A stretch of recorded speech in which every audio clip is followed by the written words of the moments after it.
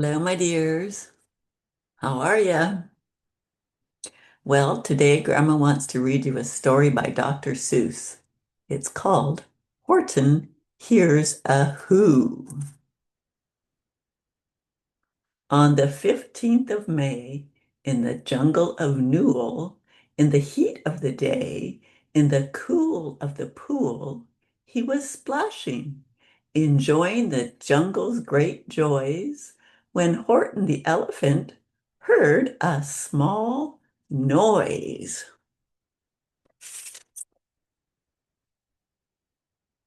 So Horton stopped splashing. He looked toward the sound. That's funny, thought Horton. There's no one around. Then he heard it again, just a very faint yelp, as if some tiny person were calling for help. I'll help you, said Horton. But who are you? Where? He looked and he looked. He could see nothing there but a small speck of dust blowing past through the air. I say, murmured Horton, I've never heard tell of a small speck of dust that is able to yell. So you know what I think? Why, I think that there must be someone on top of that small speck of dust, some sort of a creature of very small size, too small to be seen by an elephant's eyes. See that small speck right in front of Horton's eye. Some poor little person who's shaking with fear that he'll blow in the pool. He has no way to steer. I'll just have to save him because, after all, a person's a person, no matter how small. So gently and using the greatest of care, the elephant stretched his great trunk through the air, and he lifted the dust speck and carried it over and placed it down safe on a very soft clover. Humph, humped a voice.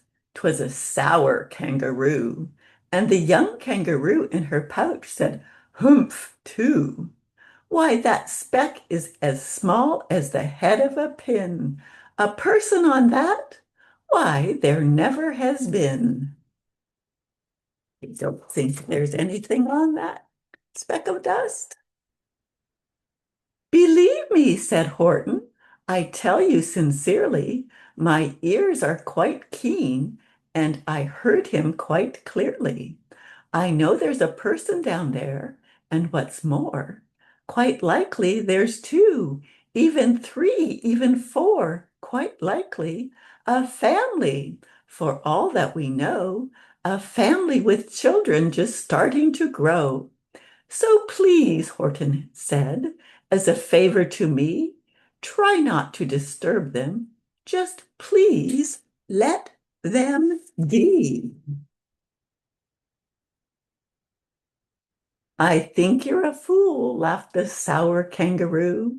And the young kangaroo in her pouch said, me too.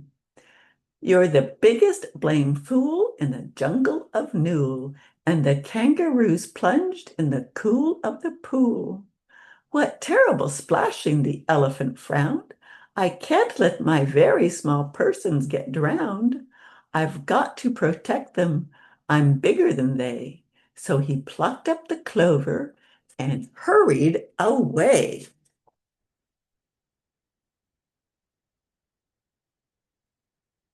Through the high jungle treetops, the news quickly spread.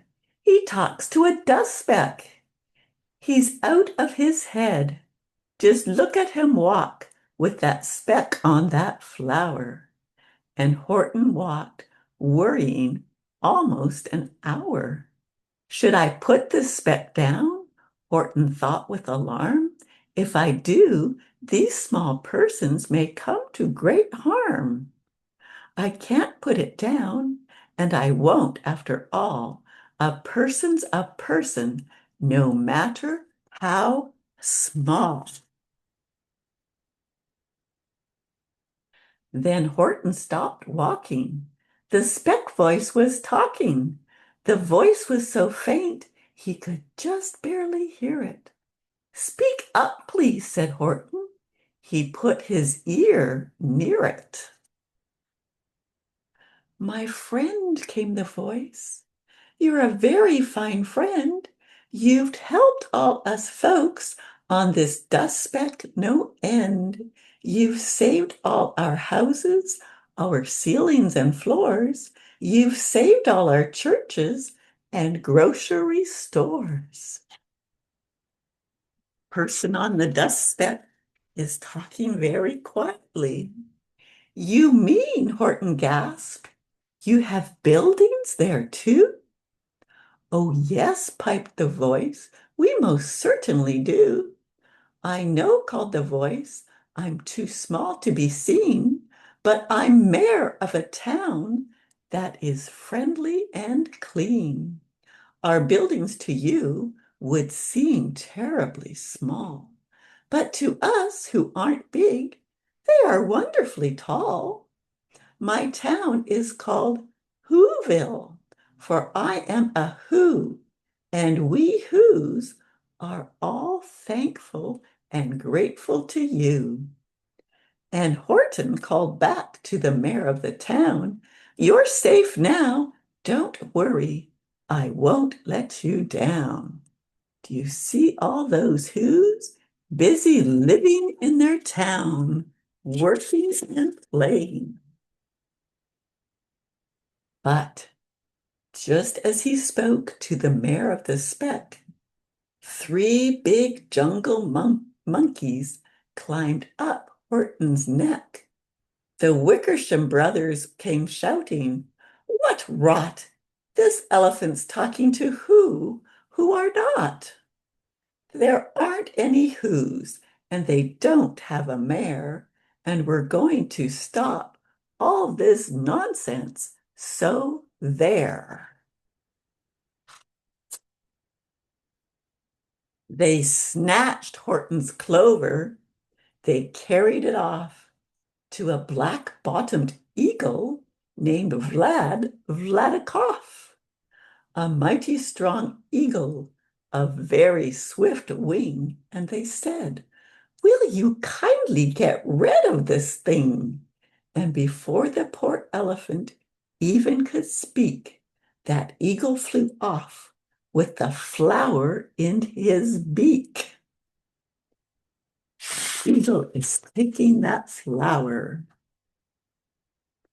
All that late afternoon and far into the night, that black-bottomed bird flapped his wings in fast flight, while Horton chased after with groans over stones that tattered his toenails and battered his bones, and begged, Please don't harm all my little folks who have as much right to live as us bigger folks do.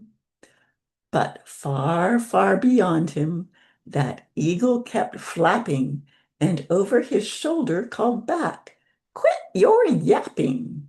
I'll fly the night through. I'm a bird. I don't mind it.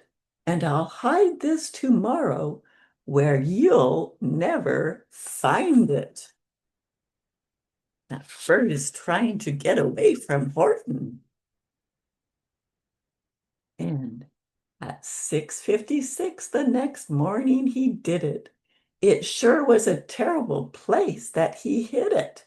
He let that small clover drop somewhere inside of a great patch of clovers 100 miles wide. Find that, sneered the bird, but I think you will fail. And he left with a flip of his black-bottomed tail. Look at that big field of clover. Do you think Horton can find his clover with the who's? I'll find it, cried Horton. I'll find it or bust. I shall find my friends on my small speck of dust. And clover by clover with care, he picked up and searched them and called, "Are you there?" But by clover he found that the one that he sought for was just not around. And by noon, poor old Horton, more dead than alive, had picked, searched, and piled up 9,005. That's a lot of clovers he's been looking through. Then on through the afternoon, hour after hour, till he found them at last on the 3 millionth flower. "My friends," cried the elephant, "tell me, do tell, are you safe? Are you sound?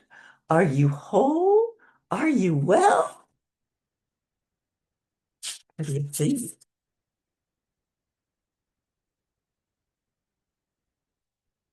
From down on the speck came the voice of the mayor.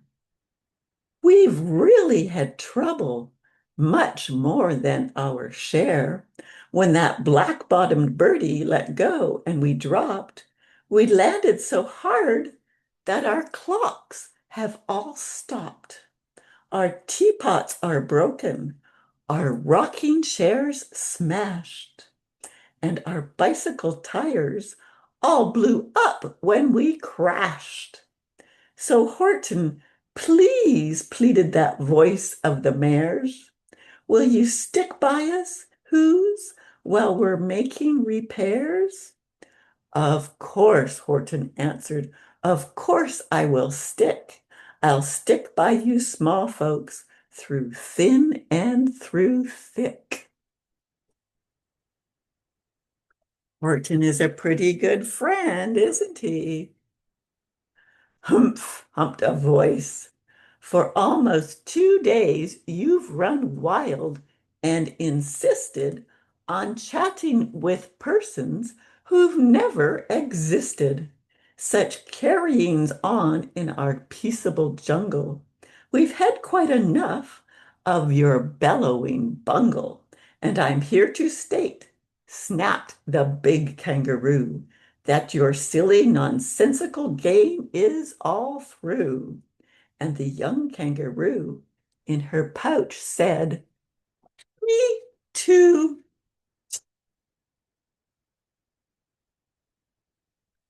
With the help of the Wickersham brothers and dozens of Wickersham uncles and Wickersham cousins, and Wickersham in-laws, whose help I've engaged, you're going to be roped and you're going to be caged. And as for your dust speck, ha, that we shall boil in a hot, steaming kettle of bezel nut oil. "Boil it," gasped Horton. "Oh, that you can't do. It's all full of persons. They'll prove it to you." Mad. Mr. Mayor," Horton called. "Mr. Mayor, you've got to prove now that you really are there. So call a big meeting, get everyone out, make every who holler, make every who shout, make every who scream. If you don't, every who is going to end up in a hazelnut stew."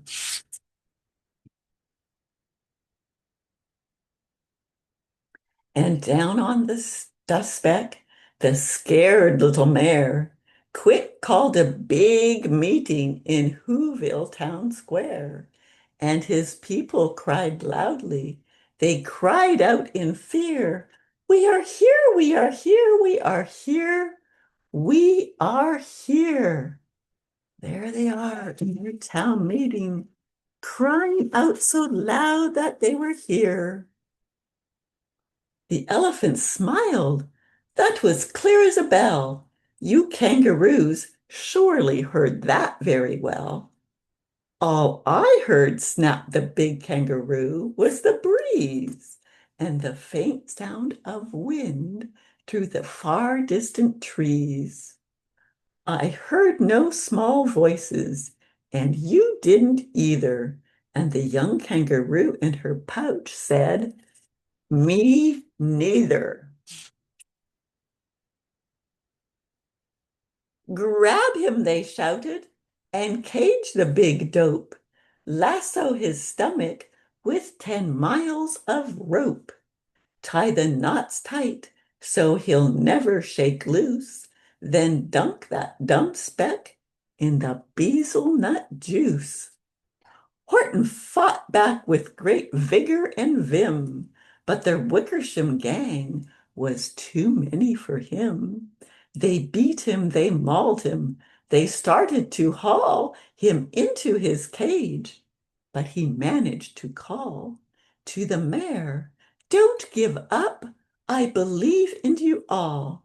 A person's a person, no matter how small, and you very small persons will not have to die if you make yourselves heard. So come on now and try.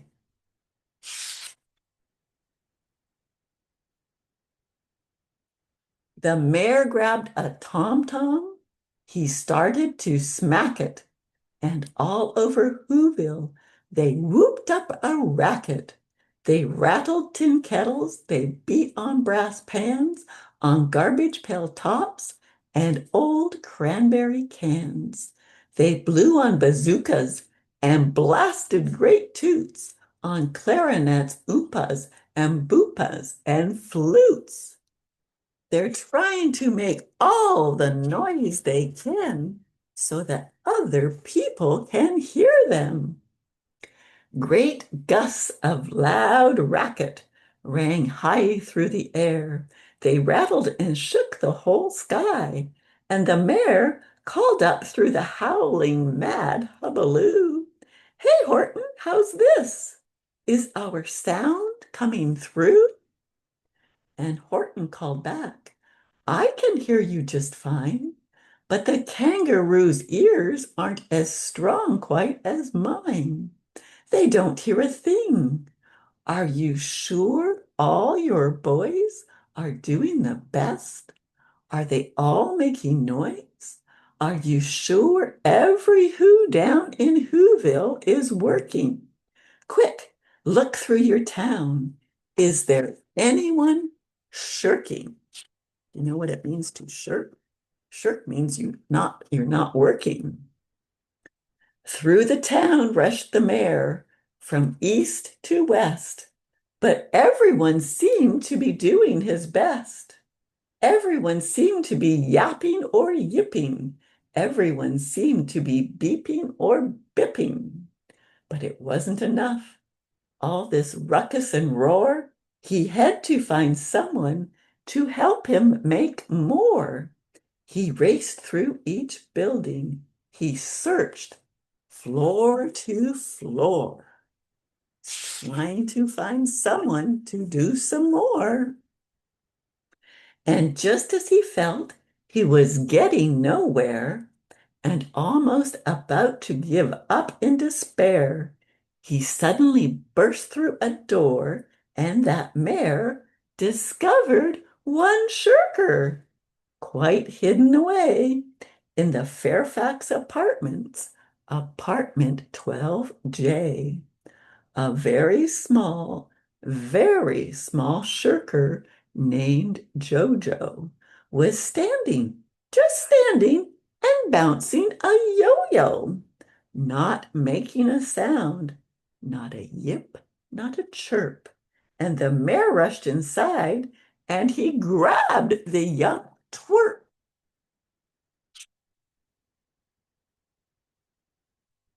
And he climbed with the lad up the Eiffelberg Tower. This, cried the mayor, is your town's darkest hour, the time for all who have blood that is red to come to the aid of their country, he said. We've got to make noises in greater amounts, so open your mouth, lad, for every voice counts. Thus he spoke as he climbed. When they got to the top, the lad cleared his throat and he shouted out, "Yelp!" What do you think? And that yelp, that one small extra yelp, put it over. Finally, at last, from that speck on the clover, their voices were heard. They rang out clear and clean, and the elephant smiled. Do you see what I mean? They've proved they are persons, no matter how small, and their whole world was saved by the smallest of all. How true, yes, how true, said the big kangaroo. And from now on, you know what I'm planning to do? From now on, I'm going to protect them with you. And the young kangaroo in her pouch said, what do you think? Me too. From sun in the summer, from rain when it's fallish, I'm going to protect them, no matter how smallish. So they're all going to help protect the Who's in Whoville, just like Horton said when he found them. Well, I hope you enjoyed that rhyming story. Remember, Grandma loves you, and I'll come tell you some more later. Bye.